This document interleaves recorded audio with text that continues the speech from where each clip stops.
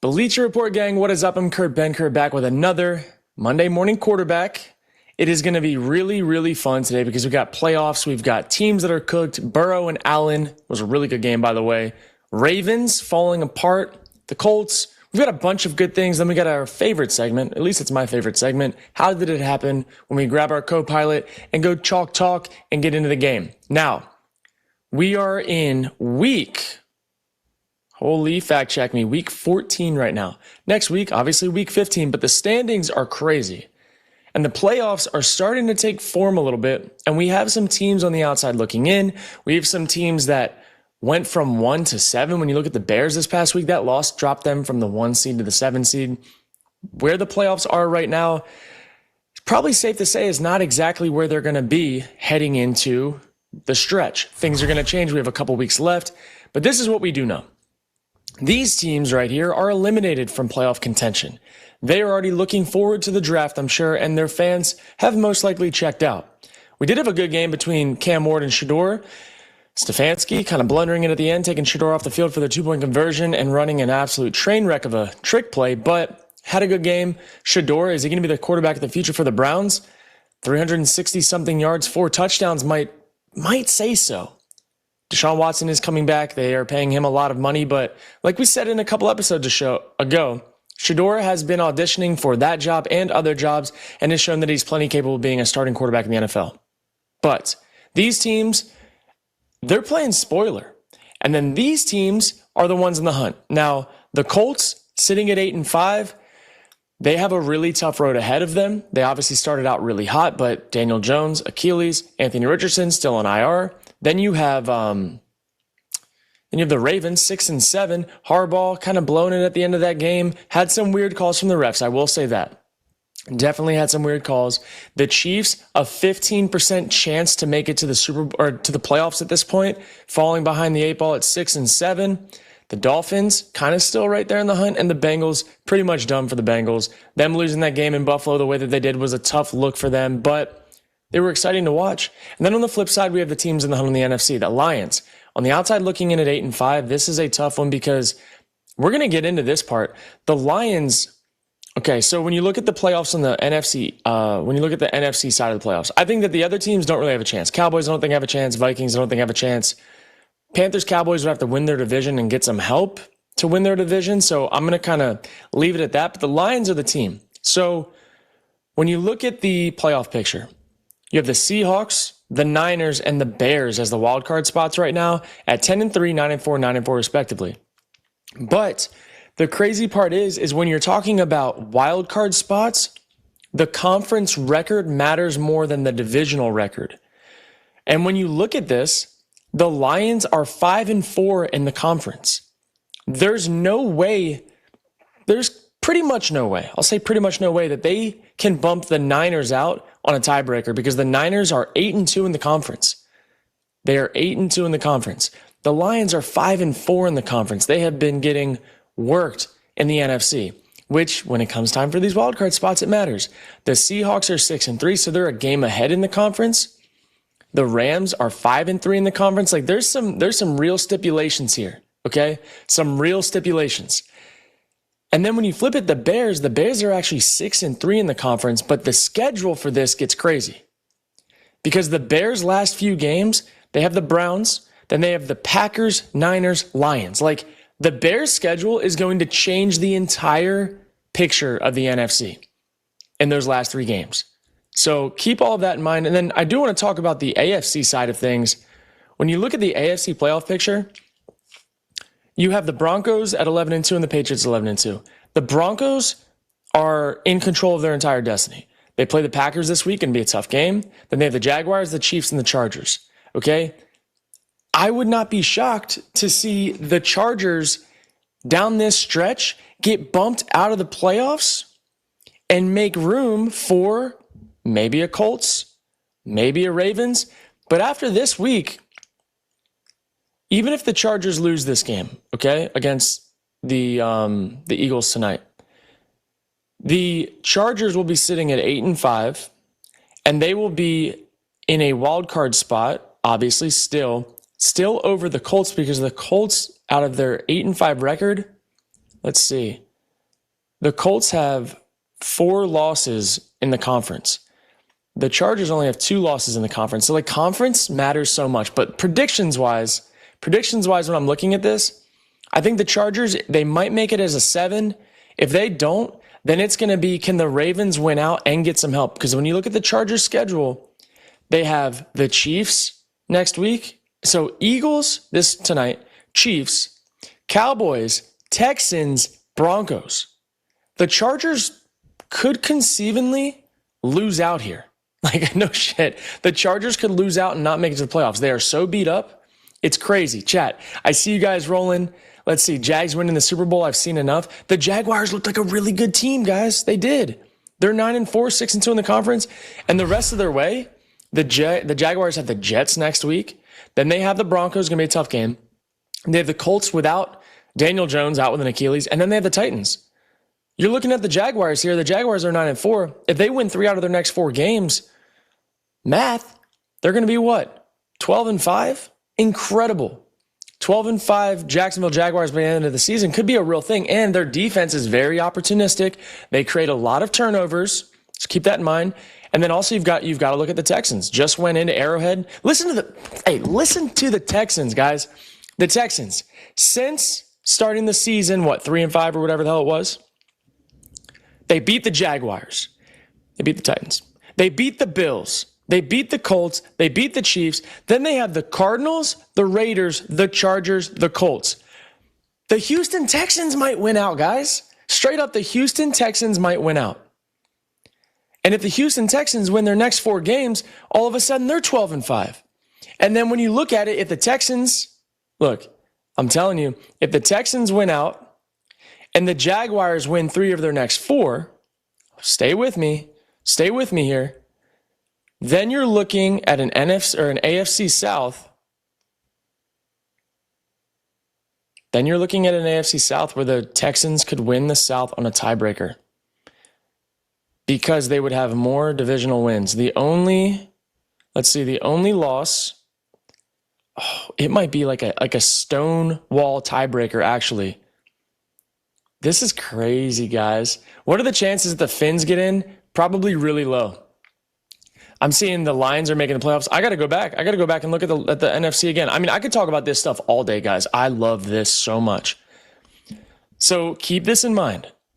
The Buccaneers are 7-6, and the Panthers are 7-6. They're fighting for the division. Right now, I know that it says the Panthers are in the hunt, but they are tied, and I believe... Let's see. So the Panthers play the Bucs 2 out of the last 3 games of the season, and they're tied right now in their division. This is crazy. And if you look at it, the Bucs are 5-4 in the conference. They are 2-1 in the division. The Panthers are 5-3 in the conference, and they are 2-1 in the division. I think on a technicality, the Panthers should technically be in the lead spot of the NFC South. They have a better conference record, they have a tied divisional record, and they still play the Bucs in the last few weeks. I'm just saying. So when you're looking at the Lions need the Bears. The Lions are a game behind the Niners, and the Niners play the Titans, the Colts, the Bears, and the Seahawks. They're going to beat the Titans. They're probably going to beat the Colts because Colts don't have a quarterback anymore. That puts them 2 wins ahead. That would put them at 11-4 if they win out the next 2 weeks. That has the Lions still a game behind even if they beat them. But the Lions have the Rams in LA. They have the Steelers. It's going to be tough. They have the Vikings who still play stingy. And then you have the Bears week 18 at Soldier Field. You kidding me? I just saw the Lions can win the division. The Lions aren't winning this division. They're not. I don't see it happening. However, they could, but I don't see it happening. And then you look at the Packers last few weeks: Broncos, Bears, Ravens, Vikings.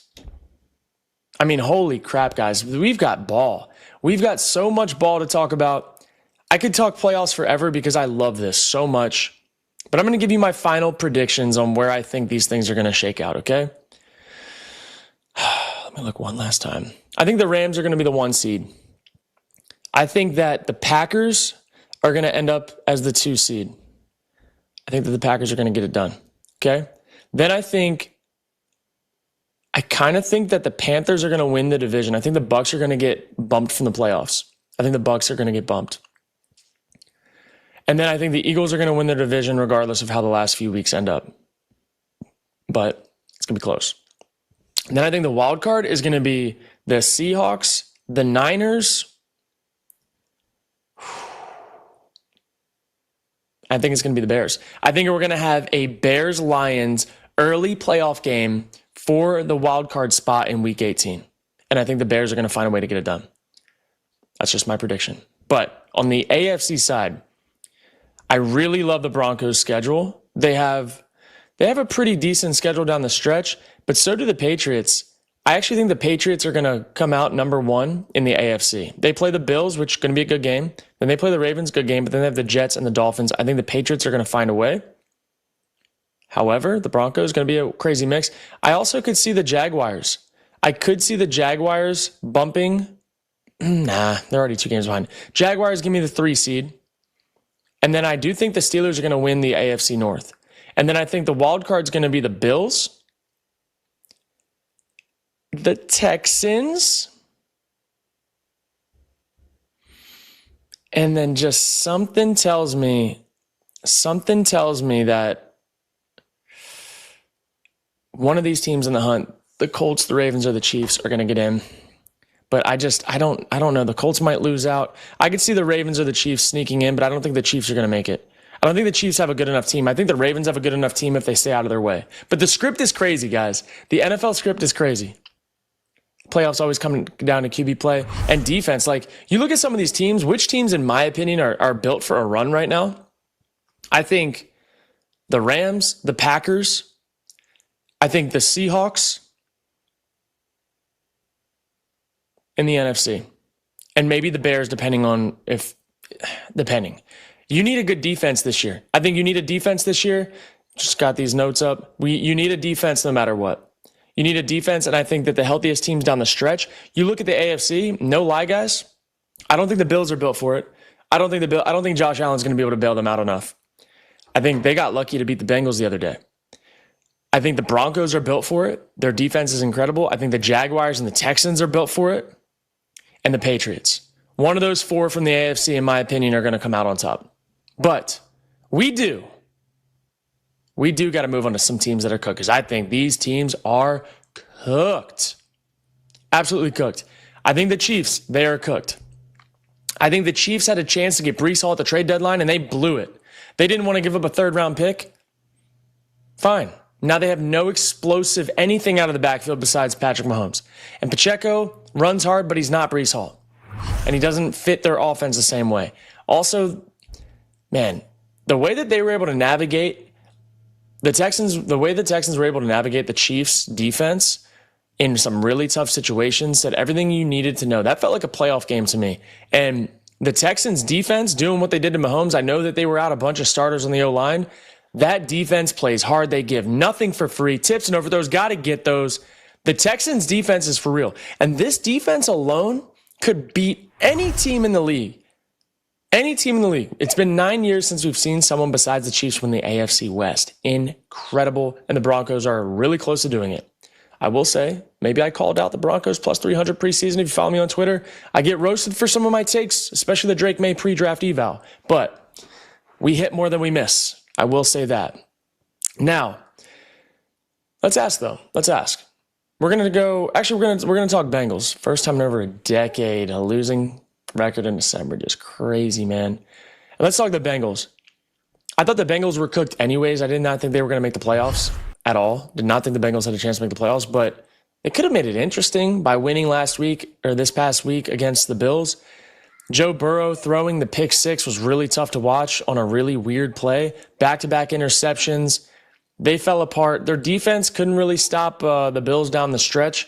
And you kind of knew it was coming, but that also says a lot about the Bills. I don't think the Bills' defense is really built for the playoffs either. I think Josh Allen, if the Bills have to play the Texans, and maybe clip this, I don't know, they're going to have a tough time against that defense because that defense is for real. That defense is for real. And one thing's for certain, this Bengals team needs some help defensively, and that's all they should be focusing on in free agency and in the next part part of the draft and all that good stuff that's coming up this offseason, because they cannot keep losing shootouts. They should not have to score 45 points to win games consistently. I mean, you look at this, they lost a game where they scored 42, 38, 24, 20, 34. I mean, just not good. It's not good football. It's not good football at all. But we do have to ask our friend co-pilot here a question. Let's see here. Co-pilot, baby. Snap. Let's see. Co-pilot. All right. When is the last time that an NFL team in the hunt, has made the playoffs with a 15% chance to make the playoffs? And that's what the Chiefs' playoff prediction is at this point in time right now. So let's see. The odds fluctuate weekly. The 2022 Steelers were 7-8 entering week 17. Their playoff odds were about 15%. They needed to beat the Ravens and the Browns, and they needed losses by the Dolphins and the Patriots. And that pushed them in the wildcard spot. Then in the 2019 Eagles, they were 5-7, and their playoff odds were under 20%. They won out, finishing 9-7, clinching the NFC East. And then the 2018 Colts at 1-5, their odds were below 10%, and they rallied to 10-6 to get to the wildcard. So you're saying there's a chance. Chiefs, if there was ever a time to get that voodoo back, now be the time. But we've got to talk about Burrow and Allen, because arguably two of the best quarterbacks in the league. Now, I know there'll be some discourse around who people love, this, that, and the third, but Joe Burrow and Josh Allen have been faces of the NFL for quite some time now. Feels kind of like a rivalry that's kind of Tom Brady, Peyton Manning-esque a little bit, two completely different styles of players, two different styles of offenses, a lot of excitement, and they play the game entirely different. They do. But, oh, man, that pick was tough. But I will say, the future of the league is in really good hands with these two. And not just these two. There's some other storylines, some other QBs, some other teams that are popping up. And these two, though, I think are propping up the league from a marketing perspective. I think these two guys are people that, look, when you got a snow game in Buffalo and you got Burrow and Allen, just as far as aesthetic goes, you've got complete aura farming going on over here. Joe Burrow was 4 touchdowns, 2 interceptions, 284 passing, and had an incredible game, by the way, up until those back-to-back interceptions. The first one, in my opinion, the pick 6 was on him. The second one, tips happen, whatever. But then you have Josh Allen, who, look, the Bills were, in my mind, they were losing that game. He found a way. He went 22 of 28, 251 passing, 3 touchdowns. And then that long run, I believe it was 3rd and 15 that we just saw, icing the game on that, on a free rusher, like that is what Josh Allen brings to the table. And I think Josh Allen is better in the snow because defenses slow down a little bit. He knows where he's going with the ball. He knows where he's going with his feet. Josh Allen is built for December football and January football. I'm excited to see what he does in the playoffs, man. I really am excited. I'm seeing it as the first time Allen ever beat Burrow. Look, Joe Burrow was playing lights out too. He was playing lights out up until those interceptions, but I love this Burrow versus Allen kind of back and forth we're getting. Feels a little Mahomes-Allen-ish. I love Burrow versus Mahomes. Like, I love these. And I love that they're all playing each other for the most part, whether it be in the playoffs. I like that they see each other in the regular season in the AFC conference scheduling. But we are seeing some young guys step up to the table. We're seeing Drake Mays. Who else are we seeing? We're seeing, I'm not going to lie to you, Trevor Lawrence has been playing really good lately. And I know that sometimes we get some weird Trevor Lawrence stuff, but Trevor Lawrence has been playing really well. I think C.J. Stroud, even though his O-line is not great, another young guy that's playing pretty well. Ooh, who's better in my opinion? I'm taking Josh Allen over Joe Burrow every day. I think Joe Burrow is a really, really good quarterback. But I think that his play, if you put him into a situation like some other guys have, I don't think it looks exactly the same. I think he does get the benefit of the doubt of being able to throw to T. Higgins and Jamar Chase. Just see some of the contested catches that these guys make. It's not to take away from the fact that Burrow is really accurate, but on a lot of other teams, those are drop passes. That's the fact of it. And so I like that Josh Allen is able to elevate his team in the running game. And that's why I would take Josh Allen. If I'm doing a Madden franchise rebuild, I'm taking Josh Allen over Joe Burrow every single day. But there are things that Burrow is better than Allen at entirely. Probably ball placement, anticipation, level throws, but Josh is a unicorn. So that's what I'm looking at here. Now, we do have the Ravens, and we have Bo Nix. Love Bo Nix. I do love Bo Nix. But we do have to talk about the Ravens, okay? Now, I personally think that the Ravens should be moving on from Harbaugh. Personally, I do. I know that they had a chance to win that game. I know that there were some questionable calls from the refs, this, that, and the third, but I don't think that the Ravens ever look like the most prepared team on the field, no matter who they're playing. And I think that comes down to coaching, who you have in certain spots. I don't like their offensive scheme. I think their defense is a little shaky and whatnot, but overall their defense has been better in recent weeks. But I don't like the offense that they're in right now. I also don't love the personnel that they are using. They are so tight end dependent. I think that the Ravens are due for an entire overhaul before you waste any more years of Lamar's prime. And now I know, look, just threw an interception, whatever. He fumbles, he turns it over, whatever. I don't see the Ravens giving him layups barely ever. Like, it looks like it's really hard for the Ravens to make plays. And then you look at other teams. Look at the Lions. Look at how easy sometimes it looks for Goff to just drop back and there's someone wide open, 5 yards downfield, catches it, get vertical, 12-yard game. I don't see that out of the Ravens. I don't see easy football out of the Ravens, especially not as often as it looks really damn hard. And I think for a quarterback like Lamar Jackson to not have a true number one wide receiver, when in your same division, Joe Burrow has 2 of them. I don't think that the Ravens are giving themselves the best chance from how they're building their team, how they're calling plays, or how they're navigating situational football. And I think it's time for a change. That's what I have to say about it. Because I don't think that they are the most prepared team when they step on the field damn near every week. I do want to talk about the Colts and Daniel Jones real quick. Now, we know Daniel Jones tore his Achilles. He had an incredible year. They traded away 2 first-round picks because they knew that they had him for the long haul and they were going to sign him in free agency. I still believe they do that. He will be ready by week 1, but his play style will change a little bit. He's not going to be ready like fully himself post-Achilles come September 7th or 8th or whenever the season starts. That means that they need to have a contingency plan. And it seems like Anthony Richardson, still in IR, is not going to be a part of that contingency plan. I would not be shocked to see them go back to free agency again. Kind of crazy. If you really want to go down that route, wouldn't be shocked for them to get a security policy, if you want to call it that, and someone like Kirk Cousins who might be on the outs in Atlanta, someone that can just pop in for a game or two and hand the ball off to Jonathan Taylor. But maybe Riley Leonard can turn it around and be the QB2. For now, they have Brett Rippon on the practice squad, who also, Brett Rippon did play well in preseason this year, we'll say that, or the past few years in preseason. But the Colts are in a weird spot, and I would not be shocked to see them lose the rest of their games this year and not make it to the playoffs after the incredible start. And that's just the NFL. Who is healthy come end of December and early January? That's what we're looking at. And last but not least, I do need to get us all set up here because we got a fun little segment. Give me one moment here. My favorite part of the show is when we get to dive in and break down ball. And this one is called How Did It Happen? And we're going to break down Josh Allen's play to Shakir on his incredible scramble drill. Now, my favorite part of this is this camera angle that we got. Now watch this. So we're going to get a 4-man rush out of these guys. And the way that this scheme is going to look, we're going to get a release. I think we get a basic. We got a crosser coming here. Might be a sit down. And we're going to chip, I believe, on this backside. Okay? Josh Allen is going to have a play that reads right to left across the board with a 4-man rush. Okay? No.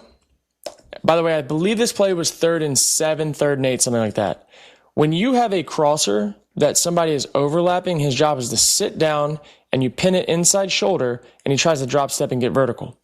This is like 3rd and 8 though, so he doesn't know if he's going to get it. Also, when you get your right tackle letting color flash, it's kind of tough to pin that here. Safety's attaching on the curl route over the ball. He's got to get out of there. Okay, so second play happens. Josh Allen on the move, second play king. Scramble drill king. Watch how he navigates this.